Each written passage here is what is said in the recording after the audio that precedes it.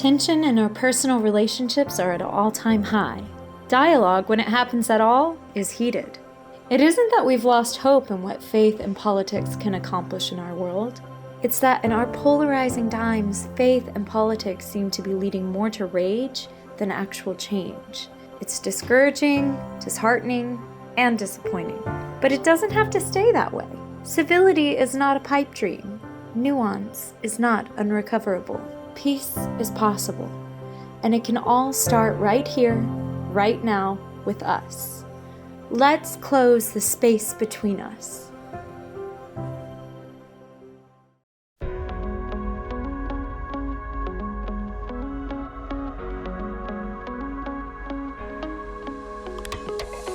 So, Eric, this is kind of a new role for you. For people who attend at S Lansing, they probably know who you are, or at least would recognize you, but... Yeah, gotta recognize my face, maybe. For those who don't know you, or those who, don't go to S Lansing, sure. Introduce yourself for us this morning. Yeah. Well, hello, Sycamore Creek. My name's Eric Neeser, and I kind of serve on a few different teams, I guess. I'm on the vision team. I help out with small groups. You can see me greeting or co-hosting or Facebook hosting.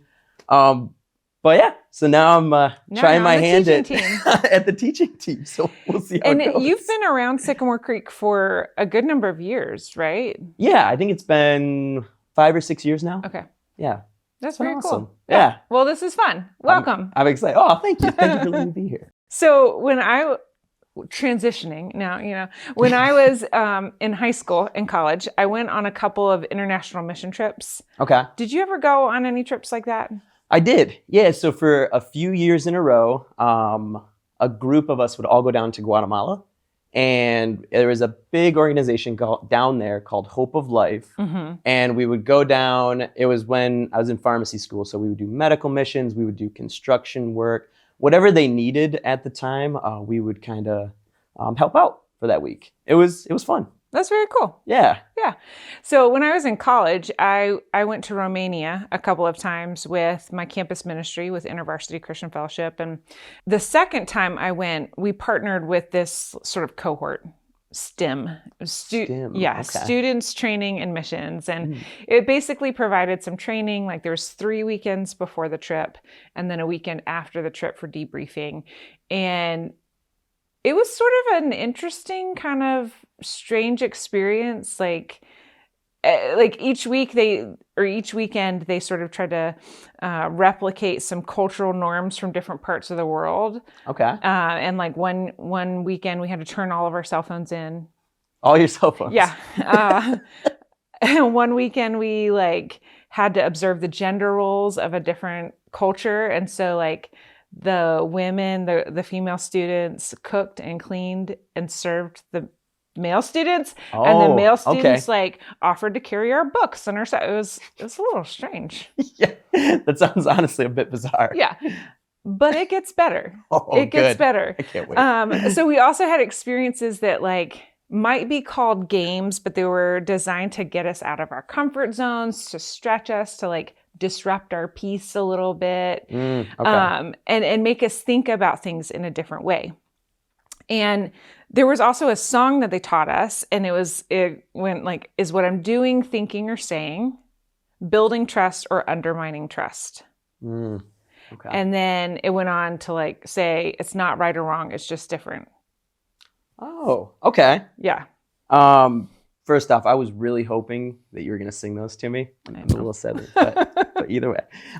But that kind of brings up for me a question of why do you think that A, that they put those lines in there, and B, that they were so powerful that they kind of stuck with you all this time? Yeah, I think it was because they knew that we would be stretched out of our comfort zones. There would be, when you travel, a lot of times when you travel, you experience things that are different than what you expect. Even how you purchase groceries is different than how you purchase groceries the way you're used to. Oh, yeah. And so when that happens, you have this opportunity to lean in and be curious, or to pull back and judge whatever the difference is well, that's just dumb.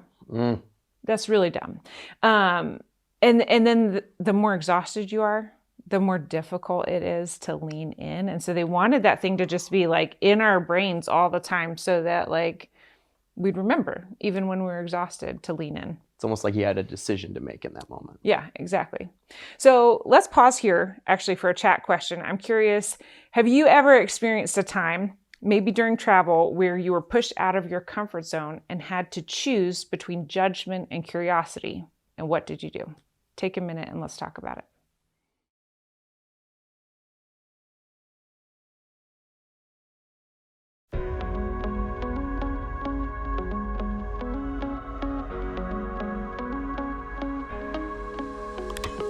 So this week we're in a series called The Space Between Us.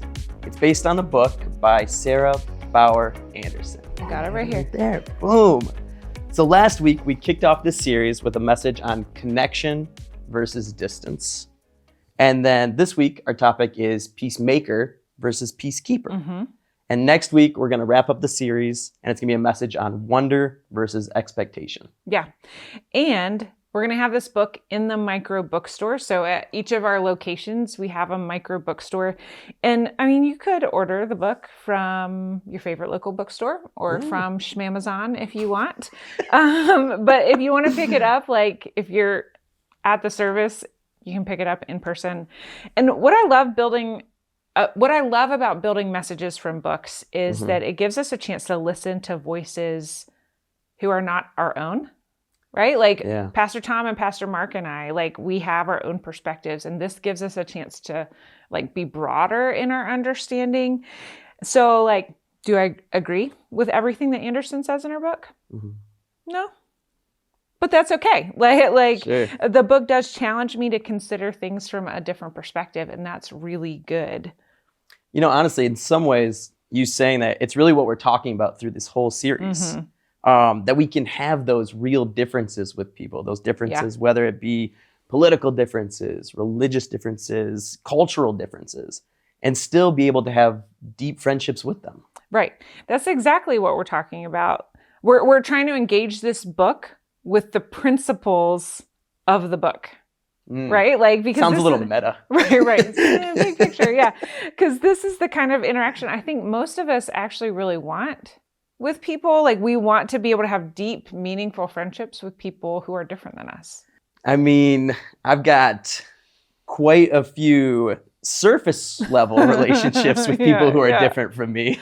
Yeah, like I do too. And if I'm honest with myself, like there are times when I begin to pull away, like if I see if a relationship is sort of like still in its new phases, a friendship is in its new phases, and then I see something or they say something that I'm like, oh, I think we're pretty different on that. I have a tendency to pull back. Like I don't want to volunteer. Like, oh, actually, I think really differently than you about that. Like I just kind of try to smooth over it and pretend like, I don't know, just avoid like the topic. It doesn't exist. Yeah, right? I just want to avoid the topic. But when I do that, I think I really miss out. Like I found that my life is enriched when I lean in and learn from other people. And that when I'm able to do that, it can be the start of deep, meaningful friendships. Yeah. Yeah, it kind of reminds me of really what we were talking about at the beginning of the conversation. We all experience things that challenge us, like a friend who disagrees with us on, a big topic that we feel strongly about. And we can either lean in to understand or we can pull back, maybe in judgment, but maybe also just to protect ourselves. Yeah. What can happen when we do that, I think, is that we enforce a sort of normal standard by not leaning in, like, because we're just like, oh, this is normal. And like, we're not going to avoid it. We're not going to challenge it. And in some ways, that's a false peace. Anderson explores this idea of the false peace by talking about the peace of Rome, or the Pax Romana, which was a period of about 200 years of unprecedented peace in the Roman Empire. Okay. Yeah, I think I'd heard about that. But this was like a forced peace. Oh, okay. And it was achieved through like war and subjugation. In this circumstance, there wasn't even an absence of war. It wasn't an absence of conflict. It was just like wearing people down until they didn't have the energy to resist anymore. And So Anderson observes the peace the Romans were so proud of was more like bullying, until the people and lands on the outer reaches of Rome's empire waved their white flag in surrender. Pax Romana, the Romans would cheer when conquering another land.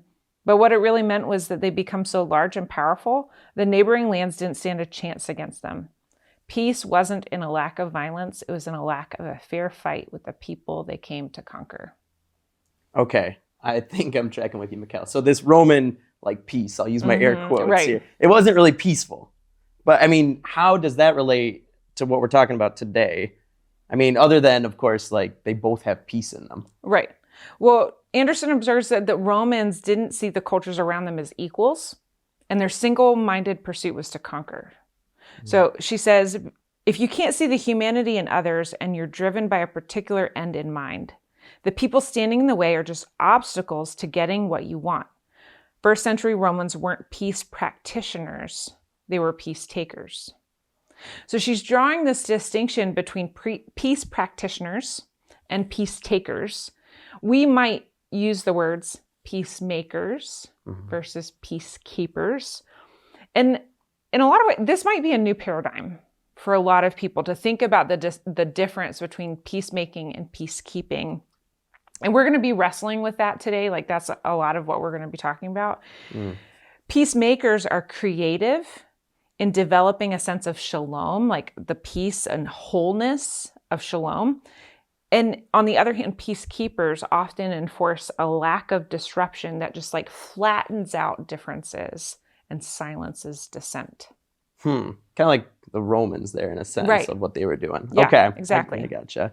It really reminds me of a place where Jesus talks about peacemakers. It's in Matthew's Gospel in chapter 5. There's a list of the people who are blessed, right? Yeah. Or who experience the good life, I think, in a sense. Blessed are the meek, because they'll inherit the earth. Blessed are the merciful, for they'll be shown mercy. And then in verse 9, Jesus says, blessed are the peacemakers, for they will be called children of God. I love that. Blessed are the peacemakers, not the peacekeepers, not the peace takers, the peacemakers. There's like I think there's a creativity that's necessary for making peace. Because Definitely. it's making, it's creating. Now, sometimes when I've read this verse in the past, I've thought about it in relationship to like national politics, like war versus peace. But today we're talking about this more like in relationships, to the peace that we want in our relationship, like in our communities, in our families, in our churches even. It makes me really glad that God is creator, that God is creative. So let's pause here for another chat question. What do you think is the difference between peacemaking and peacekeeping? Let's take a minute and talk about it.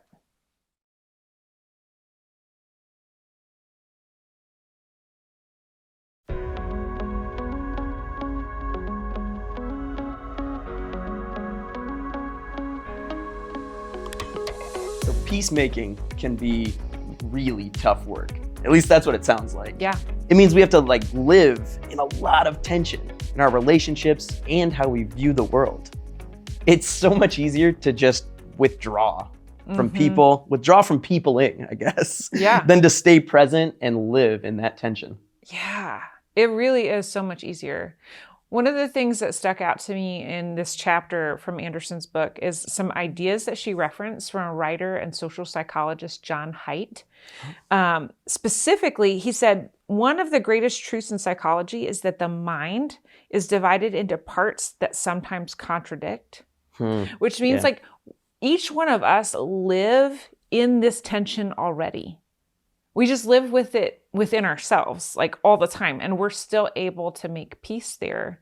Like peace isn't the absence of conflict within ourselves, right? Like we have this conflict, we have this tension already within ourselves. So what would it look like for to extend that to other people? I had not thought about that, but man, that's powerful stuff. And it's so true. Everything's going on up in there, you know? It reminds me of this poem by Walt Whitman that is called The Song of Myself, 51. There's a little part of it. Do I contradict myself? Very well, then I contradict myself. I am large, I contain multitudes. I am large, I contain multitudes. I love that so much. Like the contradictions that are inside of us, they're not something that should make us feel ashamed.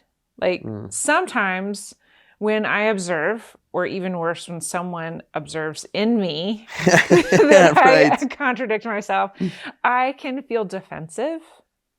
Or I try, like I have an urge to explain it away. Like it's not really contradictory. Like this is why this all makes sense. And it's like perfectly coherent. But this Whitman poem, it's like, it helps me to reimagine what that could look like. Like imagine responding to those contradictions in myself with peace. Like what if we responded by like just embracing our expansiveness or even just being curious, like, that is contradictory. I wonder why that is. I love that. Yeah. Oh, it's interesting how I contradict myself in that way. I wish I could be like that. I wonder what that's all about. But that like, it sets a cool mind frame of being curious about ourselves to then be curious about others. I wonder how that would be if we respond to other people like that. Like if we respond with acceptance and expansiveness, that can be like embracing and celebrating our internal differences. And then I think we could also look and say, like, isn't it beautiful, like in the church, or in our community, in our friendship groups, like how we all represent so many different perspectives. Like that can be a really beautiful thing. And then we could respond with curiosity. Like, I wonder about us having these different perspectives. What can I learn from your perspective that will help me to expand and grow? And what do I have to offer you or our community with my perspective? It seems like there's a real sense that we don't just want this, but we need each other's differences. Like the different ways that we process our morality and value certain issues over other issues, it can provide that sort of counterbalance. So that way we're not going, too far in one direction or another. The goal isn't to win people over to our side or to ignore the differences. That's peacekeeping. Yeah. The goal is to see the value in where we differ, learn from it, and then make peace. Do you think, though, that there's limits to this, Mikkel? Like, do we just keep expanding and validating everyone's perspective? Or are there lines that we have to draw? That, I think, is a really, really good question for us to wrestle with. And I think the short answer is yes, there are limits. When we encounter groups or people or ideologies that suppress or degrade or harm, they have to be confronted in a different way. Like, we don't make peace with unjust and hateful ideas. And it's really important for us to remember that not every person or group that disagrees with us is oppressive or degrading or harmful. Right? Yeah. Anderson says, maybe one of the biggest tasks before us is to learn to make the distinction between what's different thinking and what is harmful thinking. Peacemaking is possible between two competing ideas, not between good and evil. That is such an important thing to remember, that we're not making peace with evil. And I agree with that, with what you said and what Anderson wrote, that it's such a difficult and important task to figure out the discernment between what is different and what is harmful. That's tough. I think it's really tough. So like right now we're sort of talking in sort of abstract and theoretical, but like some examples of this tension. Okay. When it comes to your use of and your value around time. Is it rude to be late, or is it rude to interrupt a conversation that you're having in order to be on time for your next appointment? Right? Like different, It brings up something in me, even just like when you say that. When it comes to your values around money, is it irresponsible to give away all your money so you don't have a plan for the future? Or is it rude or irresponsible or hoarding to like save it all? Yeah. Right? When it comes to your perspective on authority, is it rude to ask questions or rude to withhold them? And I think we all probably have gut reactions to these things, like, this is the right way, or like, wait, what? But I can almost guarantee you that other people have the opposite gut reaction. Oh, man. Right? So like there's what is, how do we discern that? Like, what is rude? What is disrespectful? What is harmful? And what is just different? So let's take a minute to talk about that for a chat question. What are some ways that you try to discern between what is different and what is harmful thinking? Let's take a minute and talk about it.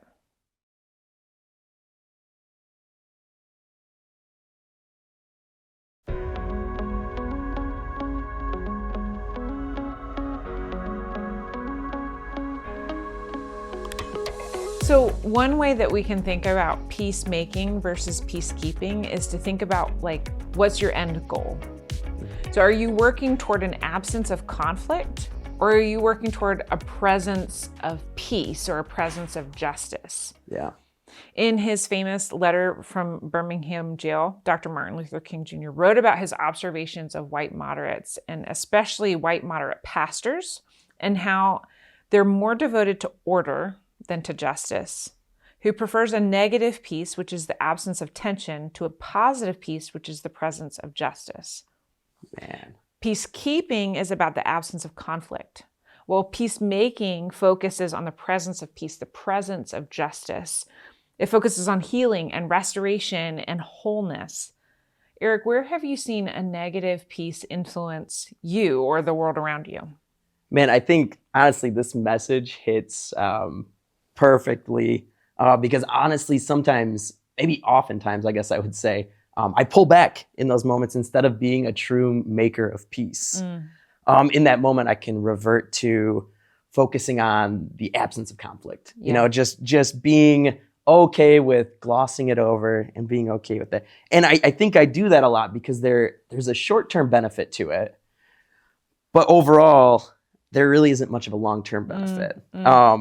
It leaves, like, I leave the conversation happy in that moment, but afterwards, thinking about it, it's a realization that I really wasn't true to myself in that moment. That stings a little. Yeah. What about you? Well, I grew up with a sort of ambivalent relationship to conflict, like feeling two things at the same time about it. Like, on one hand, I was encouraged to have those difficult conversations, to show up for myself and ask for what I needed. But then when I did that, the adults that I had those conversations with shut me down and shamed me. And so I tried to show up, but then I didn't stay with it in the midst of it. Yeah. And like, I settled for like, I guess an absence of conflict, like a false peace of like, okay, I just need to like revert back to baseline here. Yeah. Does that make sense? Yeah. No, it really does. It really sounds like when you say that, I hear a confusing paradox of wanting to, like, them wanting you to share what you're feeling, but then when you do share, they don't want that conflict to be there. Yeah. Which the very nature of us sharing with one another and being different from one another, it means conflict is going to show up. Why do you think it often feels scary to pursue positive peace? Why does negative peace feel so much easier? Yeah. Well, I think positive peace is often very disruptive. It disrupts the tidy boxes that we use to process the world. It disrupts the ways that we go about our lives.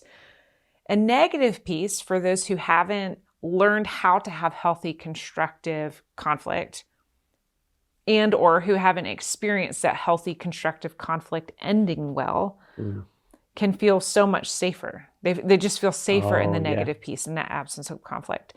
And I would add that your attachment to your first caregivers, your adults, if that wasn't secure, in other words, if your parents were unpredictable or emotionally unavailable, then you might have learned to accept that negative peace as a way of maintaining your relationship to your adults, which is survival. Like that's for children, that's survival instinct, because you depend on your parents or your adults for like your physical needs.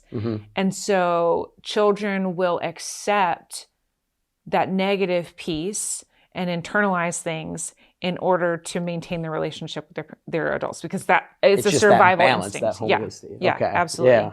And so unlearning that is incredibly difficult. It's Okay. so hard because it means creating new neural pathways, like new ways of survival. It's taking risks. And I think it really takes being in a community that can handle those differing perspectives, can handle healthy conflict, and like it can go well. Yeah. I mean, that sounds like a really good reason to be a peacemaker. Mm-hmm. It's for our own good, but more so than that, it can be like a step towards providing that healing space for others. Yeah. That community is so, so important. Because sometimes when we're peacemakers, we find ourselves like without the communities that we expected. Like we might not fit into a political box. Mm-hmm. We might not fit into a theological or church box. Like we might feel isolated and alienated from the people that we grew up with because we're learning new ways of doing things. And so we just find ourselves like without the easy and quick relationships and communities that we had expected. But when we do this, like when we work toward this as a community, we find that those boxes, those places aren't as necessary as we thought they were. Because remember what Jesus said in Matthew 5. Oh, right. Yeah. Blessed are the peacemakers, for they will be called children of God. Children of God. Like that's where we belong. That's our family. That's our home. So even when our minds have a hard time grasping that, or the world has a hard time respecting like that we don't fit into these tidy boxes. Yeah. That's God's promise to us. Man, that's that creativeness too. Yeah. That's wonderful. I love that. That is like the creativeness of this community, of God creating this community. Yeah. And we become children of God. And when we see ourselves and others as well as children of God, the space between us becomes less threatening and less problematic and more of an opportunity to be a breeding ground for the kind of peace that holds disparities in both hands and believes there's a way forward in the most unlikely of places. There's a way to make peace in this world. Sounds amazing. May it be so. Amen.